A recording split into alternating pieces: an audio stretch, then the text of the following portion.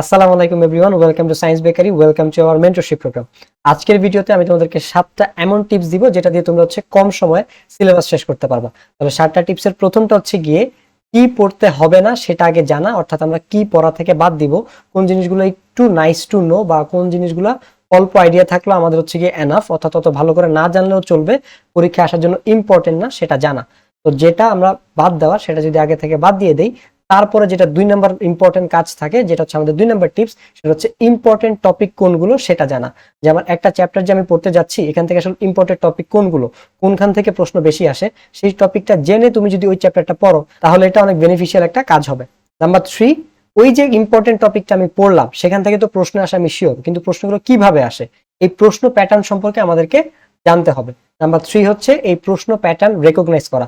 আমি জানি এই টপিকটা ইম্পর্টেন্ট, এই টপিক থেকে প্রশ্ন আসে, কিন্তু প্রশ্নগুলো আসলে কিভাবে আসে সেটা যদি আমি জানতে পারি, তখন আমার জন্য ওই চ্যাপ্টারটা ভালো মতো শেষ করা বা ওই টপিকটা ভালোভাবে শেষ করতে সুবিধা হয়। নাম্বার 4, কনসেপ্ট ক্লিয়ার রেখে পড়া। অর্থাৎ যেহেতু তুমি কিছু জিনিস বাদ দিচ্ছ, তুমি টপিক ওয়াইজ সাজেশন পড়তেছো বা ইম্পর্টেন্ট জিনিসগুলো আসলে তুমি পড়তেছো, তো তুমি যেটা পড়বা সেটা যাতে শতভাগ কনসেপ্ট ক্লিয়ার রেখে বা বেসিক ক্লিয়ার রেখে পড়তে পারো, সেই জিনিসটার প্রতি আমাদেরকে একটু নজর দিতে হবে, যাতে আমি যেটা পড়তেছি সেটা সম্পর্কে আমার 100% কনসেপ্ট ক্লিয়ার আছে। আমরা যে কোনো পড়া যখন প্রথমবার পড়ি, আমরা আসলে সেটা ম্যাক্সিমাম ক্ষেত্রে ভুলে যাই। তাই এটা অনেক গুরুত্বপূর্ণ, যখন আমি পড়বো তখন যাতে আমি একটু নোট করে পড়ি, যাতে সেকেন্ড টাইম আমি যখন ওই পড়াটা পড়তে যাই, ওই নোটটা যদি আমি দেখি তাহলে এই জিনিসগুলো আমাদের আরো বেশি রিকল করতে সুবিধা হয় এবং রিভিশন দিতেও একটু কম সময় লাগে। অথবা নোট করে পড়লে আমাদের পড়াটা আরেকটু বেশি সময়, যেটা আমরা নোট করা ছাড়া বা লেখা ছাড়া পড়ি, তার থেকে একটু বেশি দিন মনে থাকে, এবং এটা পড়া মনে রাখার জন্য ওয়ান অফ দ্য ইম্পর্টেন্ট এবং ইফেক্টিভ টিপস। আমাদের পরবর্তী টিপসটা রিভিশন। অর্থাৎ তুমি যখন রিপিটেডলি সেম পড়াটা বারবার পড়বা, তোমার কিন্তু এটা অনেকদিন মনে থাকবে এবং এই পড়াটা সম্পর্কে তোমার ভালো একটা আইডিয়া থাকবে এবং তুমি এটার মধ্যে লিটারালি একটা মাস্টার হবা, যে তুমি এই টপিকটা সম্পর্কে যেভাবেই প্রশ্ন আসুক না কেন তুমি অ্যান্সার করতে পারবা, কারণ তুমি এটা ভুলে যাচ্ছ না, তুমি এটা রিভিশনের উপরে আসো। এখন রিভিশনটা কিভাবে করতে হবে? আমি ইম্পর্টেন্ট টপিকগুলো বারবার রিভিশন করব। এই ক্ষেত্রে আসলে আমাদের সাবজেক্ট ওয়াইজ ভ্যারি করে। ধরো তুমি যেভাবে কেমিস্ট্রি রিভিশন করবা সেভাবে তো তুমি ম্যাথ রিভিশন করবা না।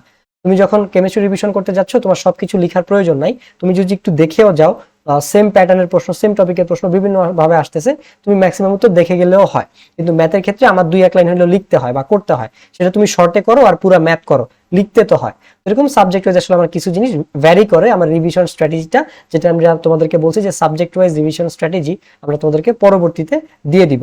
তো এই রিভিশন জিনিসটা অনেক বেশি ইম্পর্টেন্ট, কারণ আমরা যখন স্পেসড রিপিটেশন করি তখন আমাদের ব্রেইনের নিউরাল ফাংশনটা অনেক ভালো মতো কাজ করে, এটা আমাদের দেখা যায় অনেকদিন মনে থাকে পড়াটা।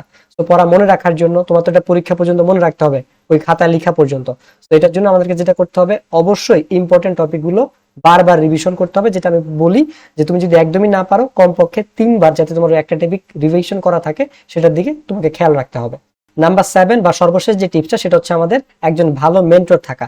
এমন একজন মেন্টর যিনি ভালো স্টুডেন্ট এবং ভালো পড়ান, ভালো বুঝান, যার প্রশ্ন প্যাটার্ন সম্পর্কে ভালো আইডিয়া আছে, যিনি তোমাদেরকে প্রশ্ন প্যাটার্ন সম্পর্কে, ইম্পর্টেন্ট টপিক সম্পর্কে ভালোভাবে আইডিয়া দিতে পারবেন এবং ওই টপিকগুলো ভালো মতো বুঝিয়ে দিতে পারবেন। এরকম একজন মেন্টর, যে কোনো টপিক তোমাকে সামারাইজ করে বুঝাইতে পারবেন, কম সময়ে বুঝাইতে পারবেন, এরকম একজন মেন্টর বা টিচার বা টিউটর তোমার দরকার, কারণ তুমি কম সময়ে সিলেবাস শেষ করা তোমার জন্য প্রয়োজন। তো তিনি যদি তোমাকে রিডিং পড়ান বা লাইন বাই লাইন রিডিং পড়াইতে যান, লাইন বাই লাইন বুঝাইতে যান, সেক্ষেত্রে কিন্তু তোমার আসলে কম সময়ে তুমি শেষ করতে পারবা না এবং খুব বেশি অধ্যায় বা তুমি আসলে খুব বেশি দূরও আগাইতে পারবা না, তোমার আগানোটা একটু স্লো হবে। সেক্ষেত্রে তুমি কম সময় আসলে ভালোভাবে সিলেবাস শেষ করতে পারবা না।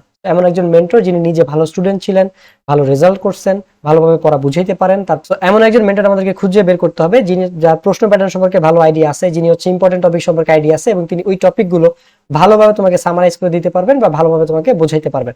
এরকম অনেক টিচার আছে যারা নিজেরা ভালো স্টুডেন্ট ছিলেন না, বাট স্টিল ভালো বুঝাইতে পারে। আমি এরকম অনেককেই চিনি যে তারা আসলে ভালো বুঝান। ভালো স্টুডেন্ট হইতে হবে এটা ম্যান্ডেটরি না, উনি তোমাকে ইম্পর্টেন্ট টপিক সম্পর্কে আইডিয়া দিতে পারেন, উনি প্রশ্ন প্যাটার্ন সম্পর্কে জানেন এবং উনি তোমাকে ভালোভাবে পড়া বুঝাইতে পারেন। দিস ইজ সো ইম্পর্টেন্ট যে ওই মেন্টর বা টিউটর যার কাছে তুমি পড়তেছো সে এই কাজটা ঠিকঠাক মতো করতে পারতেছে। এটা কি সবচেয়ে বেশি ইম্পর্টেন্ট। সো এই 7টা টিপ যদি তোমরা মেনে চলো বা এটা 7টা জিনিস যদি প্রপারলি মেনটেন করতে পারো, তখন তুমি কম সময়ে খুব ভালো মতো সিলেবাস শেষ করতে পারবা এবং ভালো রেজাল্টও করতে পারবা। তো এই ছিল আমাদের আজকের ভিডিওটা। সবাইকে ধন্যবাদ। আসসালামু আলাইকুম।